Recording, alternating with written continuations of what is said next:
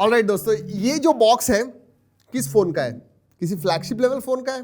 जी हाँ, क्योंकि आजकल ऐसे छोटे छोटे बॉक्सेस जो है ना सिर्फ फ्लैगशिप लेवल के फोन्स में ही आते हैं। लेकिन अब दोस्तों गैलेक्सी F23 5G ये 20,000 रुपए से नीचे वाला स्मार्टफोन है जो आपको इस पतले से छोटे से बॉक्स में मिलता है।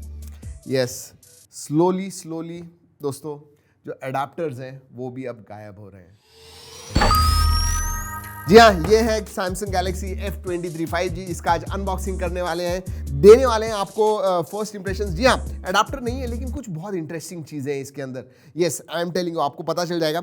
सबसे पहले करते हैं अनबॉक्सिंग। वैसे ये वीडियो अच्छा लगता है लाइक जरूर कीजिए और सब्सक्राइब नहीं है please do that right away. Opening the box, unboxing quick होने वाली है। बड़ा फोन है, राइट अप फ्रंट फोन आता है और क्या, कुछ नहीं। अरे ओ right here SIM card tool, type C to type C, USB type C to type C cable है एंड डॉक्यूमेंटेशन। जी हाँ, no case, no adapter, no nothing. Very short unboxing. Let's look at the phone.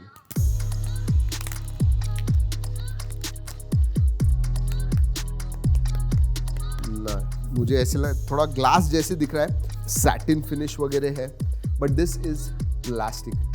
मैं कहूँगा minimalistic है, traditional design कहूँगा इस phone का। इन hand feel अच्छा है, it's nice. Yes, it is plastic bag, good in hand feel. Weight के बारे में बात करूँ, this should be again 190 grams. Let's see, देखते हैं। Alright, 190, come on. 198.3। जी हाँ, 198.3।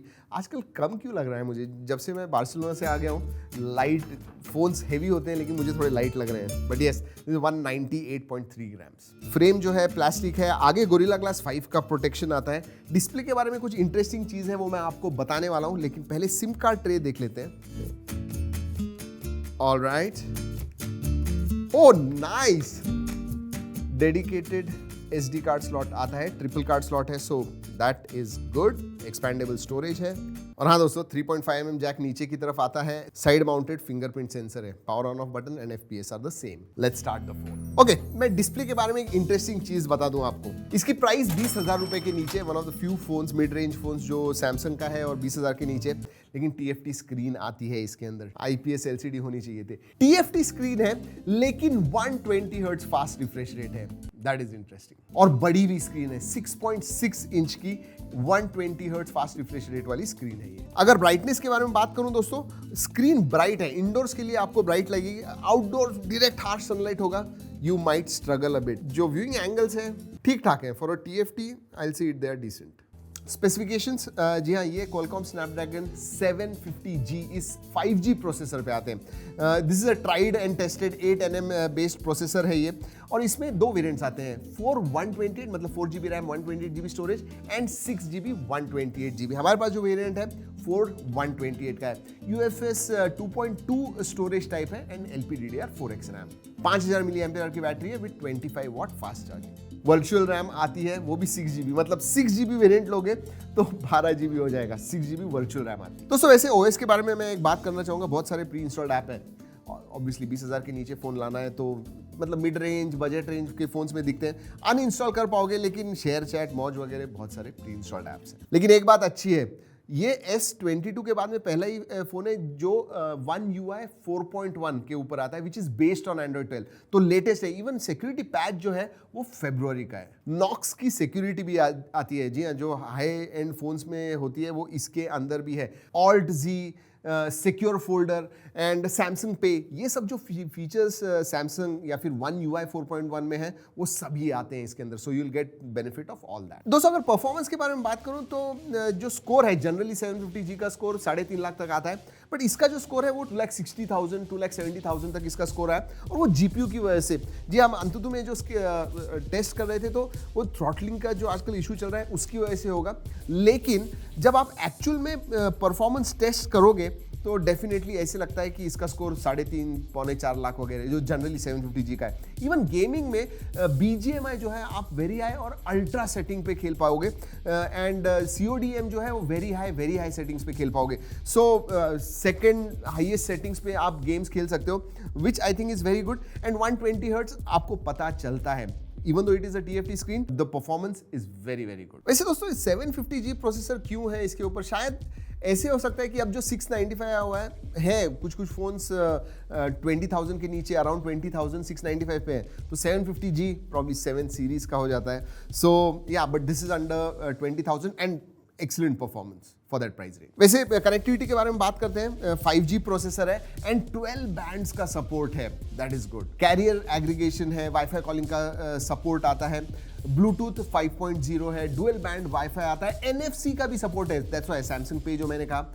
NFC के साथ आप यूज कर पाओगे। So connectivity options are all there. Sensors सभी आते हैं दोस्तों and side mounted fingerprint sensor है, बहुत अच्छा चलता है, फेस अनलॉक भी है, works very very well. Multimedia के बारे में बात करते हैं दोस्तों, ये जो डिस्प्ले है it is got water drop notch, तो थोड़ा डेटेड दिखती है। ऑडियो के बारे में बात करूं दोस्तों तो मोनो स्पीकर्स हैं।